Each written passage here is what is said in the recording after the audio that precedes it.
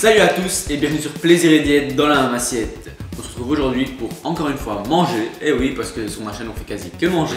Mais cette fois-ci j'ai une recette de carottes cake. J'ai d'ailleurs déjà mis sur ma chaîne. Si vous voulez, je mettrai le lien en description et une petite étiquette ici qui vous amène à la vidéo. Très simple à faire, 410 calories pour le gâteau et puis les toppings, ça c'est vous qui gérez. Ici j'ai choisi de prendre un Twix chocolat noir, mon dernier.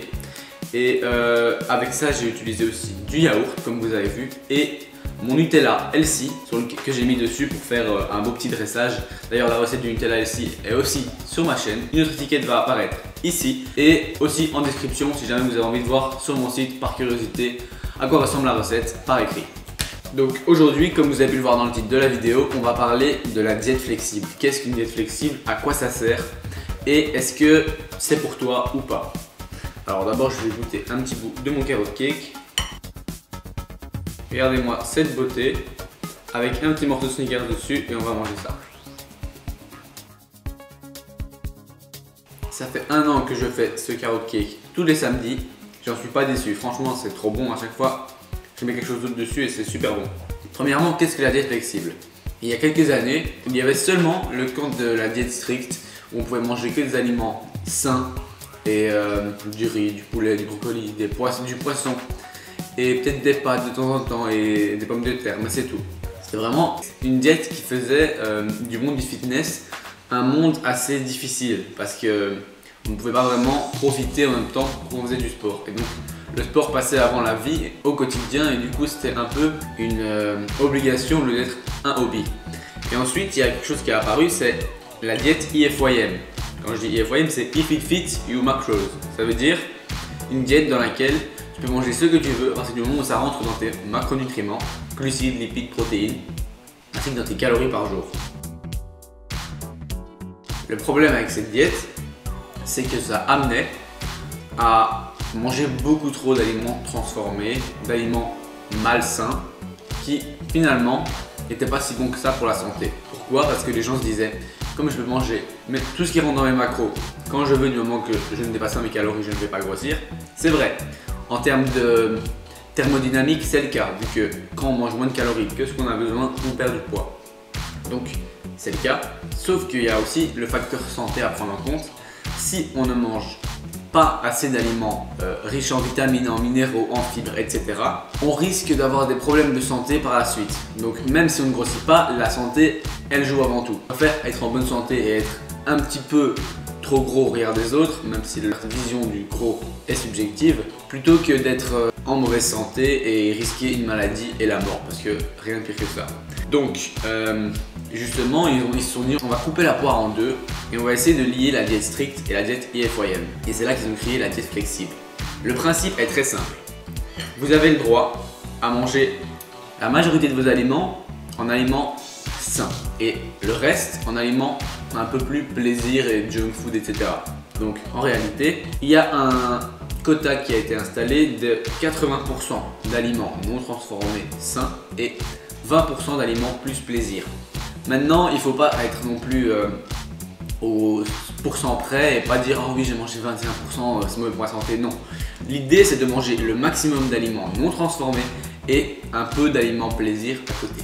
Je pratique par exemple moi la diète flexible depuis maintenant 1 an et demi et je ne suis pas frustré et ça me permet d'éviter de faire des cheat meals parce que j'ai tout ce que je veux dans mon alimentation, seulement je fais attention aux quantités, mais je me fais plaisir. Par exemple ici, je mange 2 barres de Twix, l'équivalent de 250 calories, j'ai 2800 calories par jour, donc ça me fait un peu moins de 10% de mes calories.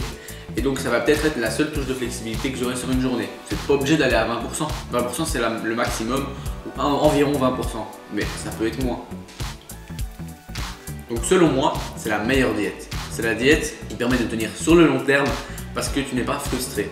Donc si tu arrives à tenir les 20% de plaisir et 80% de clean, il n'y a pas de souci, ta santé sera bien et en plus de ça, tu te fais plaisir. Donc tu n'es pas frustré. Maintenant, il y a quelques petits points à prendre en compte. C'est qu'est-ce que j'entends par plaisir, qu'est-ce que j'entends par sain. D'abord, je tiens à clarifier les choses, il n'y a aucun aliment qui est malsain. Tous les aliments sont sains à partir du moment où ils sont mangés avec parcimonie. Si vous mangez par exemple des frites, si vous mangez 100 ou 150 grammes de frites et que ça fait environ 400 calories, ce n'est pas très grave, c'est pas malsain. Justement, vous avez fait avec parcimonie, vous n'avez pas commencé à aller manger un énorme paquet de frites. Ça va. Donc tous les aliments en petite quantité ne font pas de mal.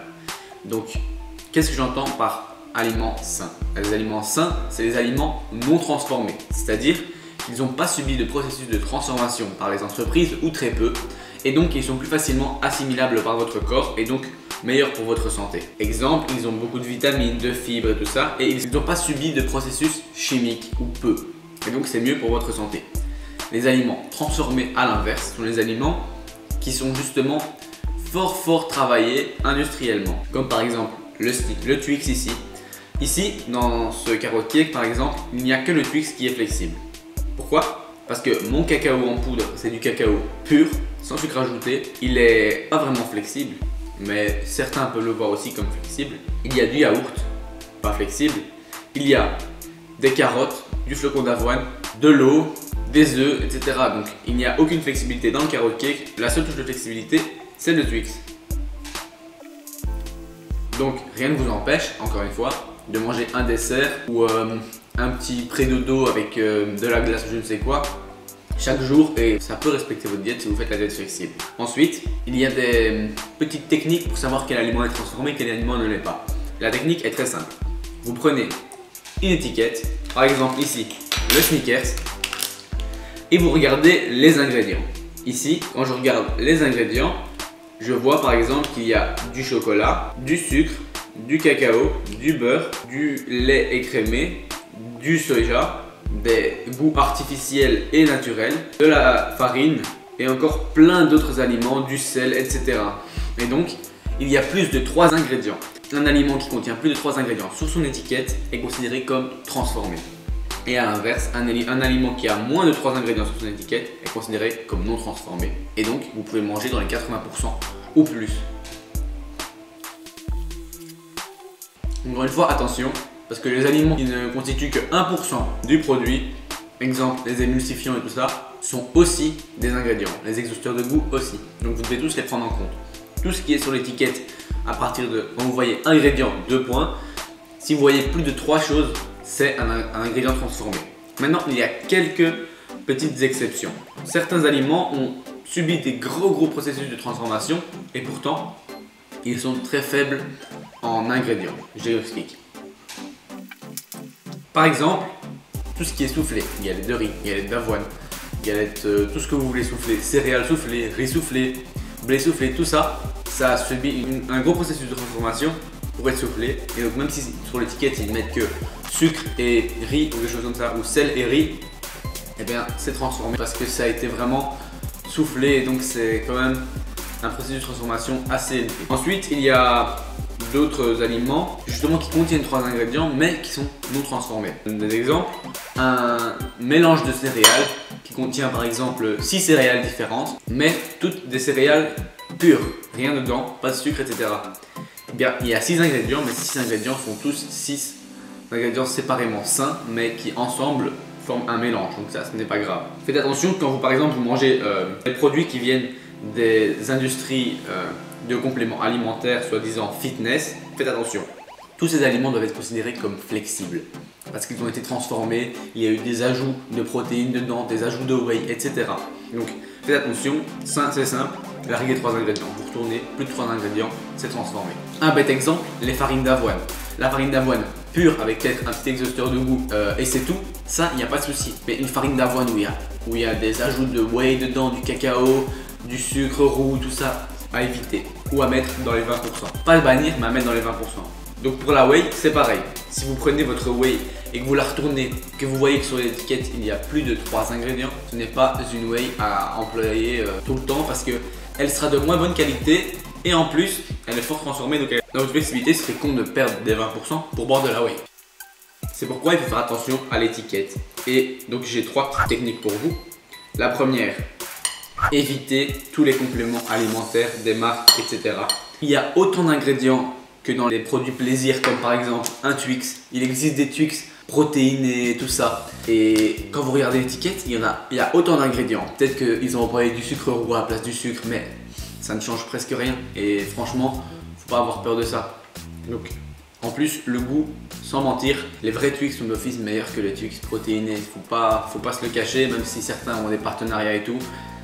Excusez-moi, mais c'est pas le cas. Enfin, c'est d'office meilleur de manger en goût quelque chose qui n'est pas un complément alimentaire. Donc, comme ils sont tous les deux transformés, autant profiter d'un aliment excellent qui est par exemple un Twix ou un Snickers ou autre, et donc ne pas dépenser plein d'argent en plus pour des Twix protéinés qui vont coûter 10 fois plus cher que ceux du commerce et qui finalement pour votre santé n'auront aucun apport en plus. Parce que dites-vous bien que les protéines qui sont là-dedans sont pas du tout biodisponibles, c'est-à-dire que votre corps ne les assimile presque pas.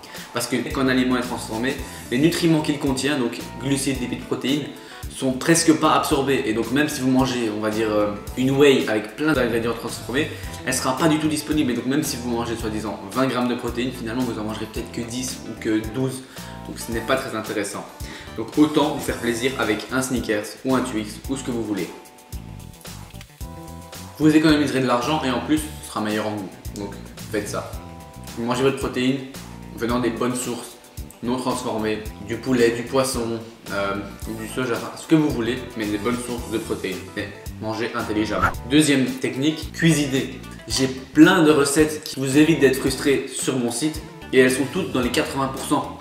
Je n'utilise pas d'ingrédients transformés dedans, à part parfois un peu la farine, donc attention avec les farines.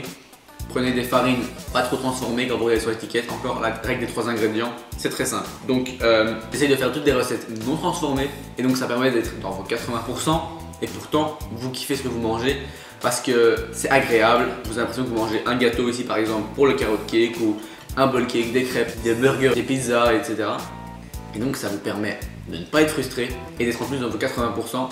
Donc ça laisse de la place pour vos 20% pour des choses vraiment que vous aimez, pas du protéiné ou je ne sais quoi. Vraiment des choses que vous aimez, comme par exemple un Twix pour ma part.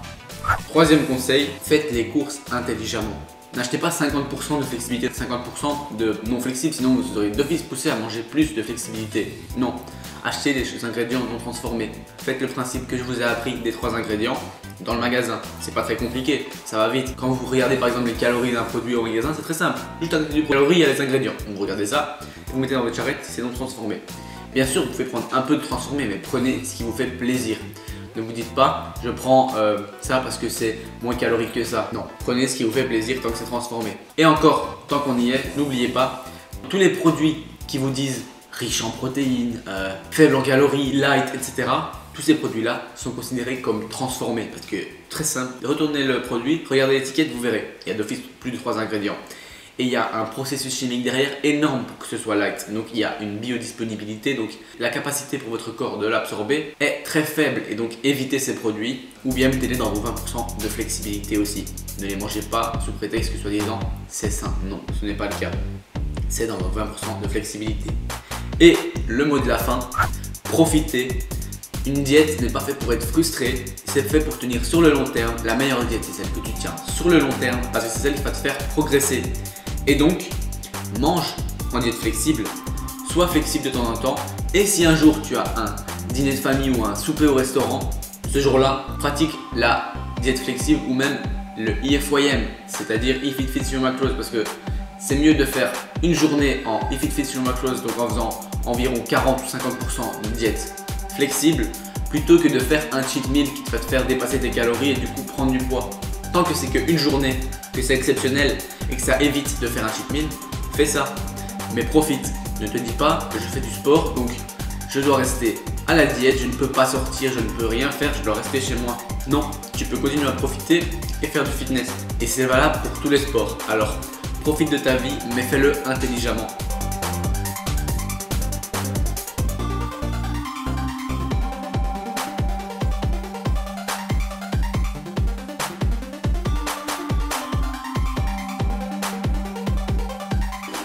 Voilà, j'ai fini ça et ça c'était le reste du Nutella Healthy et donc il reste un tout petit peu mais bon, j'avais fait 10 grammes, c'est parfait. Allez, on se retrouve pour clôturer la vidéo tout de suite. Et voilà, on va finir cette vidéo ici. Moi je me suis régalé, je me suis fait un petit déj à 700 calories, 410 calories pour le carrot cake. À côté de ça il y avait le fromage blanc et le Nutella pour environ 40-50 calories. Et à côté de ça, pour finir, on avait le Twix, donc le tout pour 700 calories. je suis calé. Là maintenant je vais pouvoir faire ma bonne petite séance jambes. On est samedi, donc c'est séance jambes, surtout ischio-fessier. J'espère que la vidéo informative sur la diète flexible vous a plu et que ça vous a aidé à y voir plus clair et à choisir si ça vous convient ou pas.